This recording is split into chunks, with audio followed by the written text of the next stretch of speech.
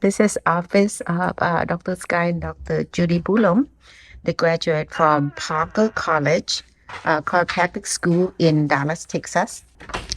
Anybody in Seattle area or just surrounding Linwood, they are located in Linwood. If you have car accident, if you have need for spine issue,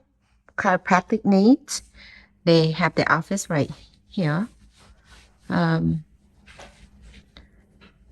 Come see them เป็นคนลาวเด้ออ่าเมียหั้นเป็นคนคัมโบเดียน แต่ว่าก็เว้าลาวได้เพราะว่าแต่งงานนำกันมา20กว่าปีแล้ว น้องชายนี่เป็นดร. Sky เป็นคนลาวเฮาเนาะดอกบุรมนามสกุลบุรมครอบครัวบุรมพวกเฮามา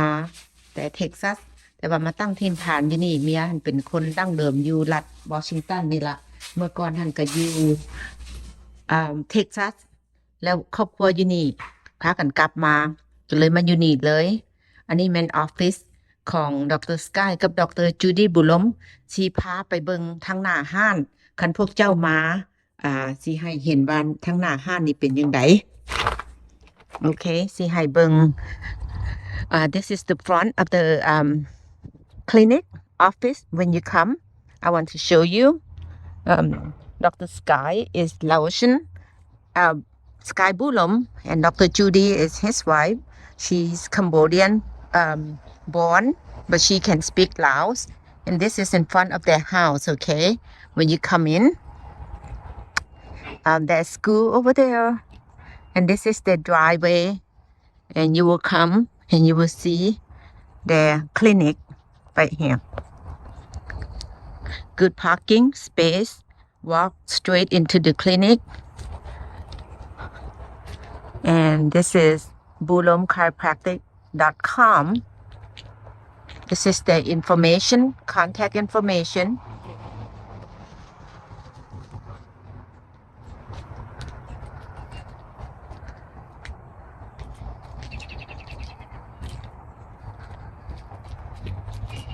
All right.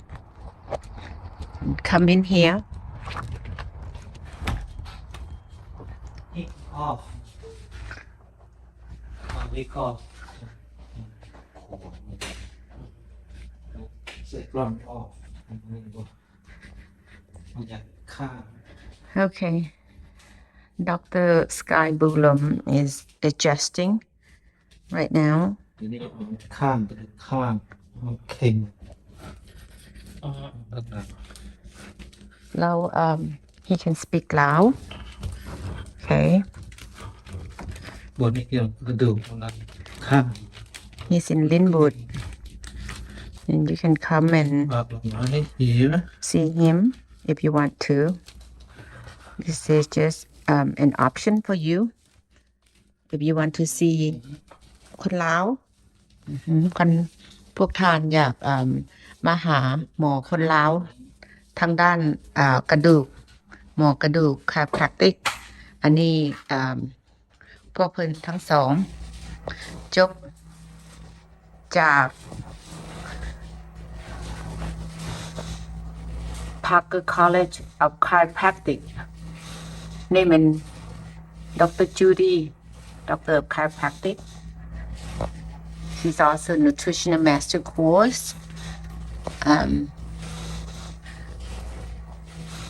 Dr. Sky, no, so certified by Washington State. เจ้า practice อยู่รัฐไหนจะต้องมีใบอนุญาต practice อยู่รัฐนั่นนะ อันนี้ของDr. Sky Bulum คันผู้ใดเป็น chiropractor มันก็มีอยู่หลายรัฐนะ แต่ว่าอยู่ Texas Parker College นี่ดัง แล้วก็ถ้าว่าผู้ใดเคยเรียนทางด้าน chiropractic จะรู้ว่า Parker College นี่มันโรงเรียนดีโอเคโรงเรียนใหญ่โรงเรียนดีอยู่หั่นมาหลายปีแล้วจักปีแล้วอันโรงเรียน Parker College นี่เป็น เป็น at least 40 ปีเนาะ at least 40-50 ปีอยู่หันหะนะคนจะฮู้หมดฮะถ้าว่าใครสนใจก็เชิญติดต่อมาเนาะด็อกเตอร์คนลาวเฮาหรือว่าด็อกเตอร์คัมโบเดียนก็ได้ที่ว่ามา อันนี้เป็นออฟฟิศก็มีบอนท่ากับเทคแคร์ด็อกเตอร์สกายนับถือว่าท็อปเก่งที่สุดฮะสำหรับเรื่องฮู้จักดรสกายนี่มีความรู้ที่ว่าหลายสิมาสอนเรื่องฝ่ายกระดูกฝ่ายเนื้อหนังอยู่ University ก็ได้ที่ว่ามีความรู้สูงปานนั้นแต่ว่าเพิ่นบ่สอนเพิ่นเปิดคลินิกแล้วก็หันเบิ่งคนไข้เอาเท่านี้นะคะจะไปสอนก็ได้ดรสกายนะคะมีความรู้ทางด้านทางด้านนี้สูงหลายอันนี้ some of their patient have sent them card in appreciation just some small amount โอเคเนาะเฮาเอา information ให้เบิ่งแล้วก็เฮาก็บอกอันอธิบายหลายอันทุกสิ่งอย่างก็ถ้าว่าผู้ใดมีความเจ็บปวดเนาะอันขาเป็นแบบที่ว่าเป็นมึนบ่บางเทื่อเพิ่นอาจจะช่วยได้อันเฮาก็บ่แกนที่ case by case จังใดก็ปรึกษาเบิ่งบางคนหันว่าเป็นขามึนบ่ขาปวดมันก็เกี่ยวกับสันหลังเฮาก็บ่ได้เป็นหมอเฮาเฮ็ดวิดีโอให้ออกมาให้เบิ่งก็สุดแล้วแต่ว่าหมอเพิ่นจะปัวจังใดไปหา medical doctor แล้วก็บ่ดีบ่อันนี้บ่แม่นเฮาส่วนเสือเนาะบ่แม่นเอามาประกาศให้มาส่วนเสือเคสแต่ละเคสก็ต่างกันบางเทื่อเป็นดนมาแล้วสิมาปัวเทื่อเดียวแล้วว่าสิให้ดีโลดมันก็จะเป็นแบบที่ว่าmiracle บ่มันเป็นไปบ่ได้เฮาก็ต้องมาหลายเทื่อสิมาหาเพราะว่าเอ็นหันมันถึงนี่มาแต่โดนหลายปีหันนะก็คือว่าหั่นล่ะบางเทื่อหันก็มาแล้วเขาเจ้าเอากระดูกออกจากเอ็นบอนนี่หันมันก็จะส่วงขึ้นมันสุดแล้วมันเป็น case by case by case เฮาบ่เป็นหมอเฮาบ่ฮู้เฮาเพียงแต่แนะนำแล้วก็เป็นแบบที่ว่ามีประสบการณ์ของตัวเองเกี่ยวกับกระดูกหนีบอันเส้นประสาทอยู่แถวหลังอยู่แถวคอเฮามีประสบการณ์แบบนั้นก็เคยมาปัวแล้วก็ดีขึ้นกันเลยเว้าสู่ฟังเท่านี้เนาะบ่แม่นเฮาสวนที่ว่าสักส่วนมาให้อันเชื่อว่าสิว่าเป็น miracle ที่ว่ามาแล้วดีโลดหั่นเฮาบ่ได้เว้าแบบนั้นโอเคขอให้พวกท่านเข้าใจตามนี้หมอกับเบิ่งอาการบางคนก็จำเป็นก็ต้องได้เอ็กซเรย์บอกก็สุดแล้วแต่คำแนะนำของหมออันบางคนหันจะกินยาแก้ปวดนี่มันก็เซาแก้ปวดแต่ว่าคันยาเหยแล้วมันก็ปวดขึ้นมาเพราะว่าเฮามาแก้ไขปลายอาการบ่แม่นต้นของอาการเฮาต้องมาเทคแคร์ต้นเหตุบ่แม่นปลายเหตุหันว่ากินยาแก้ปวดแม่นบ่ให้เซาปวดอันนั้นมันแก้ไขปลายเหตุเฮาต้องแก้ไขทุกสิ่งอย่างต้องแก้ไขต้นเหตุก็คือเฮาเป็น infection แม่นบ่เฮาสิกินแต่ยา infection บางคนก็เป็นออกตัวร้อนแม่งหั่นนะเฮาสิมาแบบกินยาแก้ไข infection มันก็อยู่คือเก่าเฮาก็ต้องกินยาแก้เป็น infection แล้วมันจึงค่อยสิเซาการเป็นไข้มันจึงค่อยเซาอันนั้นมันเป็นเพียง example เนาะพยายามอยากให้พวกท่านเข้าใจแจ่มแจ้งว่าchiropractic หรือว่า medical ไม่อย่างนี้มันก็แตกต่างกันหั้นนะเฮาก็ต้องไปหาหมอหนึ่งคันบ่ดีเฮาก็ไปหาหมอหนึ่งอีกหรือว่าไปบ่แม่นว่าไปเทื่อเดียวแล้วสิมาเซาโลดคันหมอแนะนำว่าให้เจ้ามาหาเติมอีกบ่เฮาก็ต้องไปหมอหยังก็ยาหมอ medical doctor ก็ยาหมอ chiropractor ก็ต้องเป็นจังซั่นtreatment เทื่อเดียวมันก็คือว่ายุงกัดเฮานี่ล่ะมันคันขึ้นมาเฮาเอายามองใส่เทื่อเดียวแล้วว่าบ่เซาคันมันเป็นไปบ่ได้เนาะแล้วอันนั้นแม่นปัวสาเหตุยุงกัดมันคันเอายามองใส่ ต้นเหตุป้องแม่นป้องกันบ่ให้ยุงกัดแม่นบ่อืมก็เว้ามาหลายแล้วเนาะเฮาก็ขออธิบายไปเพื่อว่าอยากจะให้เข้าใจแจ่มแจ้งหั้นนะบ่มีความเข้าใจผิดกันว่าโอ้เจ้าเว้าว่าหมอผู้นี้เลาเก่งหลายเด้เลาไปค่อยไปนี่ค่อยคือบ่หายแล้วคือให้ค่อยไปหาเลาตลอดบ่หรือว่ามาอีกจักเทื่ออันนี้อ่าอินซูลินมันเกิดขึ้นแล้วกับอินซูลินพวกทานคือกัน ถ้าทานบ่มีอินซูลินก็โทรมาเบิ่งเฮาก็บ่ฮู้เนาะเฮาบ่ได้เฮ็ดเวียกให้เพิ่นเด้อยู่ออฟฟิศนี่อืม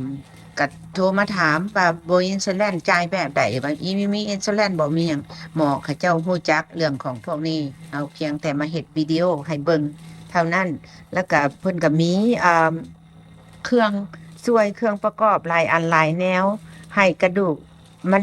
ย่าออกที่ว่ามันหนีบกันบ่แล้วก็ adjust เอ่อ ก็สุดแล้วแต่หมอจะเฮ็ดให้เฮาถ่ายรูปให้เบิ่งแบบเข้าใจว่าเป็นแบบนี้หั้นนะว่ามาหาคายแพลกเตอร์นี่เป็นแบบใดเพิ่นช่วยแบบใดบางคนก็บ่เคยมาแล้วก็บ่เข้าใจเนาะอันนี้เฮาเฮ็ดอ่าเพื่อสังคมวิดีโอนี่เฮ็ดเพื่อสังคมของคนเฮาถ้าว่าผู้ใดได้มาเที่ยวบ่เดินยนต์ขี่ยนต์บ่ขี่รถมาดนแล้วมันเจ็บหลังเจ็บแอวนั่งดนมา บางเทื่อมาช่วย อันนี้มันบ่มีปัญหาใหญ่เนาะให้เพิ่นมา adjust ให้เขาเจ้าเอิ้น adjustment ภาษาเขาเจ้าว่ามาปิ้นปัวบวระบัดอืมอ่าขอโทษเด้อคันเว้าภาษาลาวบ่ถูกต้องเพราะว่าเฮามาอยู่อเมริกา40กว่าปีแล้วภาษาปัจจุบันภาษาลาวก็เปลี่ยนแปลงแม่นบ่เฮาก็เว้าสับสนกันซับกันซับภาษาลาวซับภาษาอังกฤษหวังว่าพวกท่านก็ขอยกโทษให้อภัยถ้าว่าเว้าผิดอันใดแล้วก็หวังว่าวิดีโอนี้จะช่วยพวกท่านเข้าใจเกี่ยวกับการปิ้นปัวถ้าว่ามีอ่าคำถามอันใดเฮาก็ได้เอาโทรโฟนลงให้วิดีโอหั่นอยู่หน้าออฟฟิศท่านก็โทรมาถามถ้าว่าต้องการเนาะความช่วยเหลือก็โทรมาถามเองเฮาเป็นผู้ทำวิดีโอเฮาบ่มีความรู้ทางด้านนี้พอเพียงแต่ว่าเฮ็ดวิดีโอให้พวกท่านเบิ่งเพื่อจะได้เข้าใจกันเติมอีกขอให้ทุกคนอยู่ดีมีแรงบ่ให้เจ็บให้เป็นเนาะของจังซี่หันนะถ้าว่าเป็นก็มีการช่วยเหลือได้ขอบใจเด้อที่ว่าเบิ่งจนสุดถ้าว่าท่านอยากเบิ่งรายการของเฮาก็ติดตามคลิก subscribe ให้จึงค่อยเห็นรายการของเฮาคันเฮาเฮ็ดออกมาแล้วมันก็รายงานหั่นนะ subscribe หั่นนะก็คลิกไลค์ให้เฮาให้หมู่ที่ว่าเขาเจ้าเป็นหมู่เฮาเป็นเพื่อนเฮาสิได้เห็นนำกันเผยหรือก็แชร์ก็ได้ก็ไปคลิกแชร์เผยแพร่เพื่อคนเฮาคนเอเชียเฮาคนลาวเฮาให้ช่วยเหลือกันช่วยเล็กช่วยน้อยเนาะชีวิตการเป็นอยู่จะดีขึ้นหั้นนะถ้าการเจ็บปวดนี่มันทรมานกินข้าวก็ยังบ่แซ่บได้ถ้าว่าเจ็บอันหลังเจ็บเอวนี่เฮาก็มีส่วนมีภาคส่วนช่วยได้เบาบางได้บ่จำเป็นจะมานั่งทุกข์ทรมานแล้วก็กินยาแก้ปวดก็คือข้าพเจ้าเว้าแหละกินยาแก้ปวดให้แม่นๆรักษาปลายเหตุเฮาต้องรักษาต้นเหตุนี่กับเจ็บบ่อนใดเฮาก็ต้องปัวบ่อนนั้นเอาขอบใจเด้อที่เข้ามาเบิ่งขอบใจท่านหลายๆ